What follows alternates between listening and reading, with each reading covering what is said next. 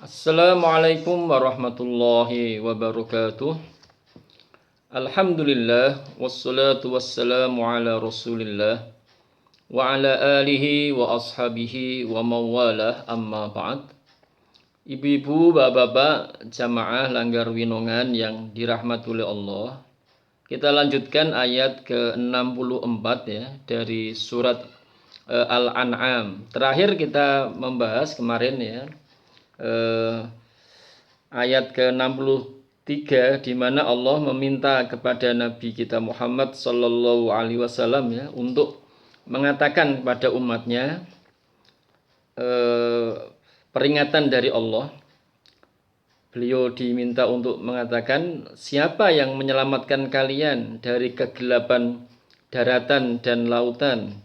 Saat itu kalian memohon kepada Allah dengan terang, dengan samar, seraya mengatakan kalau engkau ya Allah menyelamatkan kami dari kegelapan ini semua, dari kesulitan ini, niscaya kami akan menjadi orang-orang yang bersyukur gitu ya. Nah, siapa yang bisa menyelamatkan itu semua? Nah, dijawab sendiri oleh Allah ayat 64-nya. Nah, ini ayat 64. Qul, katakanlah wahai Muhammad kepada mereka, Allahu Allah lah yunajikum yang menyelamatkan kalian. Yunajikum menyelamatkan kalian. Jalalain membahas dari sisi kiroahnya bitakhfif wa tasdid. Bitakhfif itu maksudnya tidak ada tasdidnya. Jadi ada yang membaca Allahu yunjikum. Wa tasdid dan ada tasdidnya. Jadi ada yang membaca Allahu yunajikum. Jadi ada dua bacaan ya. Qulillahu yunjikum atau Qulillahu yunajikum. Artinya sama. Penegasan dari Allah Subhanahu wa taala, qul katakanlah wahai insan yang paling mulia, wahai Muhammad kepada mereka, Allah lah yang menyelamatkan kalian minha darinya, dari segala kesulitan, dari segala kepayahan, wa min kulli karbin, dan Allah juga menyelamatkan dari segala kesusahan, ghamin siwaha, kesusahan yang lainnya. Thumma antum, kemudian kalian yang yang pada ayat 63 sebelumnya berjanji ya Allah kalau engkau selamatkan kami dari ini semua, niscaya kami akan bersyukur. Itu kan janji kita. Janji orang-orang yang bukan kita ya, kita semoga tidak termasuk itu. Janji orang-orang yang sedang dalam keadaan kesulitan, dia mengatakan ya Allah jika engkau selamatkan kami dari ini semua, niscaya kami akan bersyukur. Tapi ternyata setelah Allah selamatkan, thumma antum, kemudian kalian tusyrikun, itu menyekutukan Allah. Nah, ini adalah peringatan Allah dan semoga kita tidak termasuk jenis golongan orang yang ada di ayat 63 dan 64. Kemarin kita singgung-singgung ya, itu sifatnya Fir'aun ya, sifatnya Fir'aun. Fir'aun kan begitu. Di dalam kisah Fir'aun didakwai Nabi Musa itu kan Allah turunkan tis'a ayatin ya. Allah turunkan 9 tanda-tanda. Nah, ketika satu tanda itu Allah turunkan, itu Fir'aun mendatangi Nabi Musa ya lewat utusannya atau apa, membujuk merayu pada Nabi Musa, wahai Musa, kalau engkau berkenan memohon pada Tuhanmu ya agar Tuhanmu menghilangkan ini semua, kami akan beriman. Nah, kemudian Nabi Musa memohon pada Allah dan Allah pun menghilangkan itu semua. Namun setelah itu apakah Fir'aun beriman? Tidak. Makanya kalau kita termasuk yang seperti ayat 63 64 ini ya, naudzubillah min dzalik, itu seperti sifatnya Fir'aun, seperti sifatnya orang-orang musyrik Mekah. Orang musyrik Mekah juga begitu, sama kan. Jadi ada istilah mereka itu tertimpa bencana kelaparan ya. Tertimpa bencana kelaparan sampai berapa tahun ya. Sampai ketika nengok ke atas tuh seakan-akan ada dukhon, ada kabut ya. Seakan-akan begitu. Karena apa? Lapar tuh ya. Nah, kemudian mereka mendatangi Nabi Muhammad Shallallahu Alaihi Wasallam, terutama dari mereka yang punya kedekatan secara nasab dengan Nabi itu mendatangi, wahai Muhammad, apa engkau tidak kasihan pada kaummu itu yang mengalami bencana kelaparan seperti ini, mbok kamu mohon pada Allah. Nah, kemudian ketika Allah menghilangkan bencana itu, mereka balik musyrik lagi. Nah, ini ayat ke 64 ya dari surat Al-An'am. Qul, katakanlah wahai Muhammad ya, Allah lah yang yunajikum menyelamatkan kalian minha darinya. Ketika kalian memohon ya pada Allah, ya Allah selamatkan kami. Nah, Allah lah yang menyelamatkan. Tapi ternyata ya setelah kalian selamat itu, kalian itu menyekutukan Allah lagi. Itu ayat 64. Kita lanjutkan ayat ke-65. Qul, katakanlah wahai Muhammad, wahai insan yang paling mulia, huwa dialah Allah, al-qadiru yang maha kuasa, ala ayyab asa alaikum adzabam min fawqikum.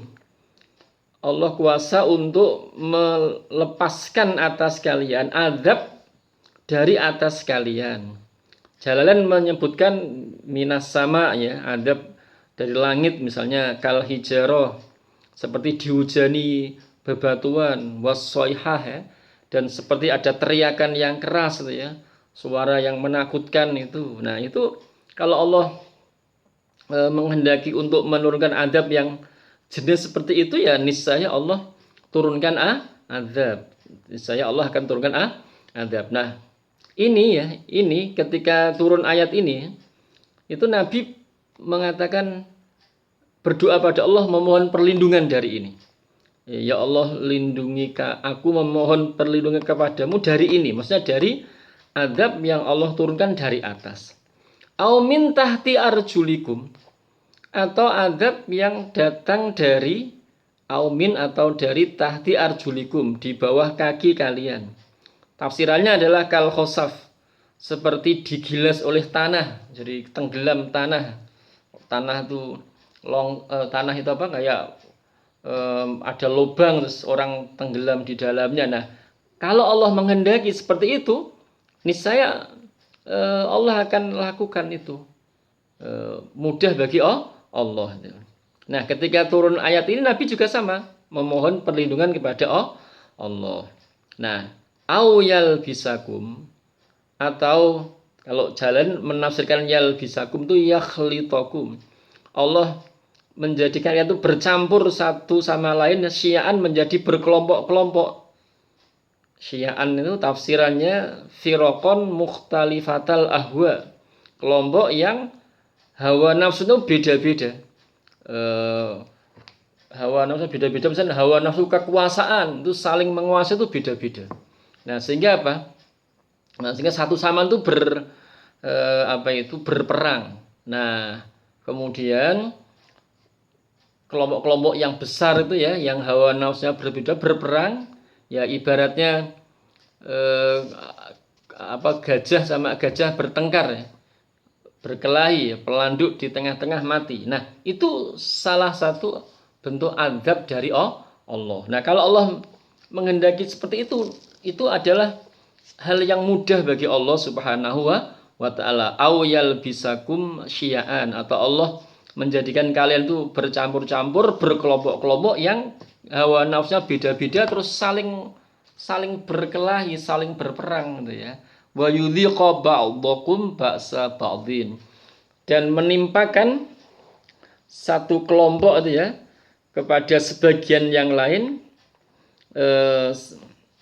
menimpakan ba'sa ba'dhin, keganasan sebagian yang lain, maksudnya dengan peperangan. Di satunya menimpakan keganasannya kepada yang lain. Nah, Nabi ketika turun ayat ini ya, ini riwayatnya dinukil oleh Jalan ya. Nah, ketika turun ini tuh Nabi mengatakan hadhi ahwanu wa aisar ya. Makanya Jalan mengatakan wa yudhiqa ba'dakum ba'sa ba'din, qala sallallahu alaihi wasallam ya. Ini tafsir Jalalain. Berkata Nabi Muhammad sallallahu alaihi wasallam, lamma nazalat, ketika turun ayat ini, berarti yang pas wa yudhiqa ba'dakum ba'sa ba'din itu ya. Maaf sebelumnya, au yalbisakum syia'aw wa yudhiqa ba'dakum ba'sa ba'din.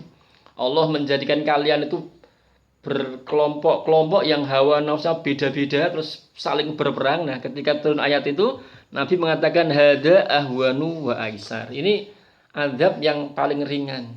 Ringan. Tapi kalau yang sebelumnya walamma nazala ma qablahu, tapi ketika turun ayat yang turun kalimat sebelumnya, yaitu Allah menimpakan pada kalian, jika Allah menimpakan pada kalian azab dari atas kalian atau azab dari bawah kalian, Nabi memohon perlindungan pada Allah, a'udzu biwajhika, di walamma nazala ma qablahu, dan ketika turun kalimat sebelumnya Nabi memohon a'udzu biwajhika, aku memohon dari itu semua ya Allah dengan wajahmu, dengan kemurahanmu.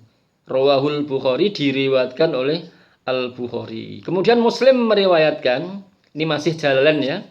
Warwa Muslim meriwayatkan hadis sa'altu rabbi alla yaj'ala ba'sa ummati bainahum famana aniha. Saya pernah meminta, saya Rasul Nabi Muhammad pernah meminta pada Rabb agar Allah tidak menjadikan sesama umatku itu menimpakan keganasan satu yang lainnya. Famana aniha, lalu Allah tidak mengabulkan permintaanku ini. Jadi Pak Nabi itu pernah mohon pada Allah, ya Allah, agar engkau tidak menjadikan umat kami itu saling bergontok-gontokan ya, saling berkelahi, saling berperang. Nah, tapi Allah tidak mengabulkannya.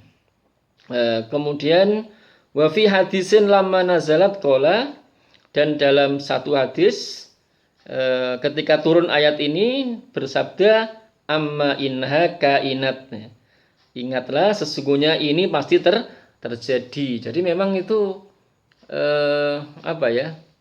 di tengah-tengah umat Muhammad ini itu banyak sekali perkelahian ya, perselisihan. Umat itu ada dua, ada umat dakwah, ada umat ijabah. Nah, perkelahian umat dakwah itu sangat jelas sekali, sangat nampak sekali ya.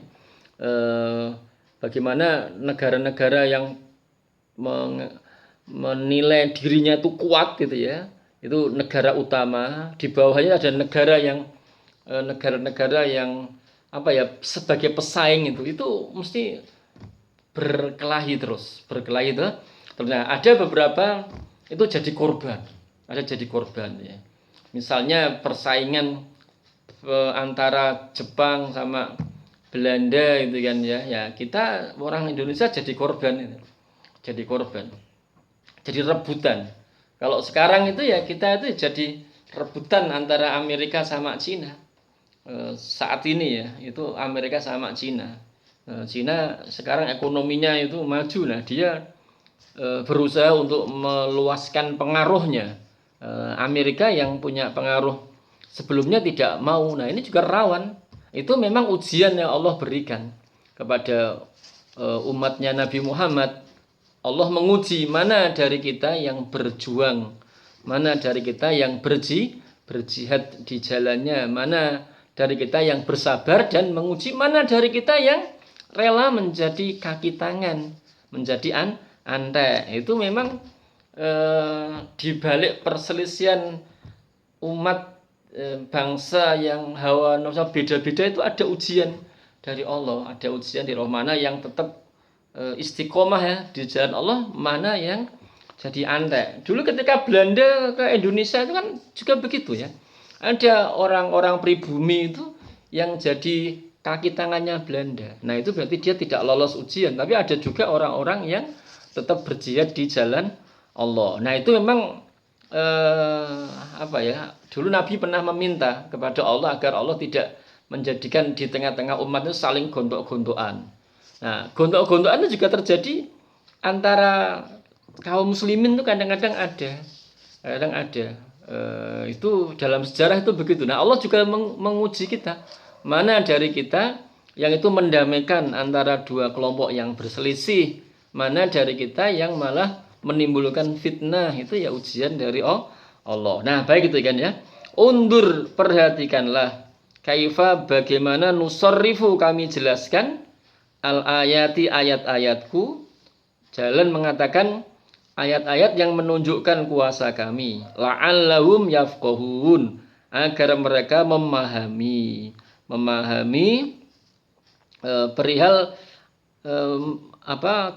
yang dijalani oleh mereka, dan mereka tahu mana yang batil, mana yang hak. Jadi Allah jelaskan ini supaya kita tahu mana yang batil, mana yang hak. Baik itu ibu-ibu, bapak yang dirahmati Allah, kita akhiri, Allahumma inna nastaudiuka ma'allam tanahu fardudu ilaina inda hajatina ilahi wa la tansanahu ya rabbal alamin.